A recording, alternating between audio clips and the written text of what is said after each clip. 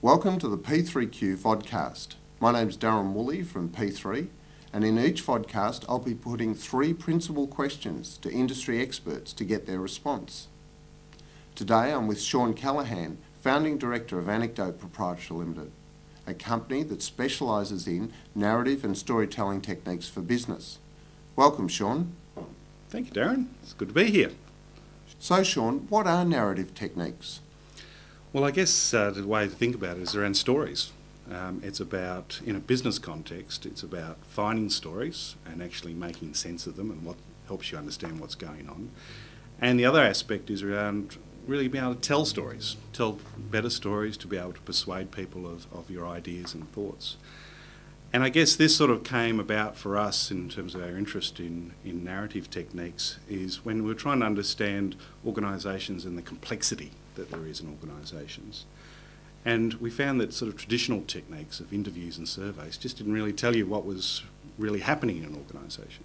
So we sort of operate in a way as a bit like corporate anthropologists trying to find out what's really going on in an organisation.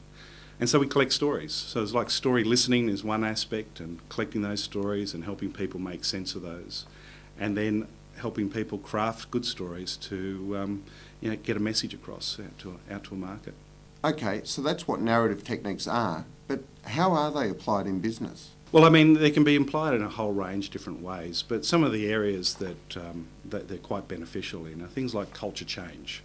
So understanding what the culture is in an organisation, or even the culture among your customers and your market that you're looking at, or around evaluation. What's actually happened? You might have actually put in a new marketing strategy, and you want to get a sense of what's really happened as a result of that. You can actually go and collect stories as a way to find out. The reason why you might collect stories is that if you use interviews and survey techniques, you tend to find what you're after.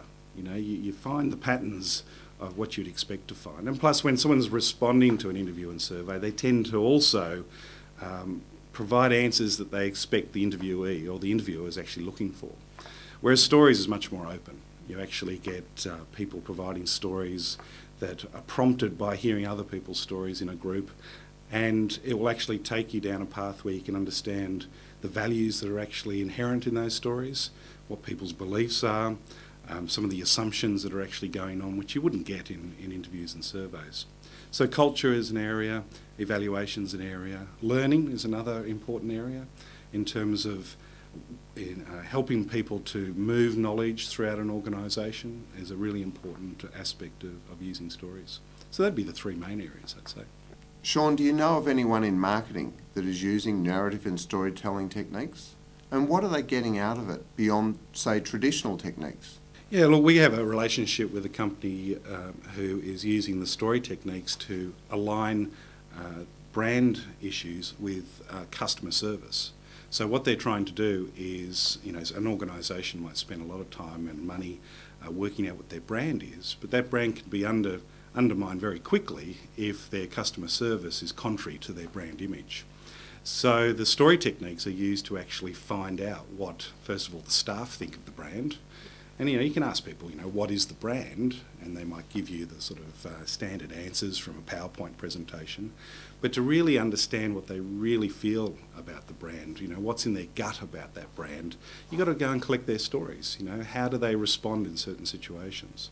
So it's about aligning, if you like, staff attitudes and perceptions about the brand and the actual brand. And then you can take it one step further and actually do the exact same thing with your customers. So, the customers you may have one view of your brand, but, what do your customers really think about that? And again, the stories are the things that can give you those on-brand and off-brand experiences, and I suppose that's what you're after. Another way is when you've actually, say, put in a new marketing activity. Again, let's take brand as an example. It's a change process. And so one of the ways in which one company is using it, one of the large banks, is that they've gone through a process of establishing what their brand is. But they want to really inculcate that understanding throughout their organisation. So every month they actually get together, everyone meets at the same time on a Wednesday morning at 10 a.m, and they're given a theme for that month, and they share stories about that particular theme. So it might be customer service.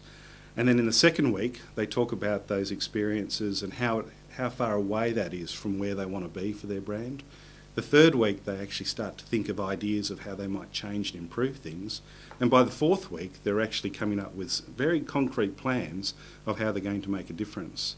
Every month, they go through that cycle. And so over time, you've got that momentum continuing to go with your culture change program, as opposed to just, let's give some presentations and demonstrate, this is our brand image. Thanks, Shawn, that was great. Well, that's the first in our series of putting 3 questions to industry experts and innovators. Look out for more of these vodcasts where we'll be putting 3 questions to a whole range of marketing experts and innovators. You can see them on our website at www.p3.com.au. Thank you.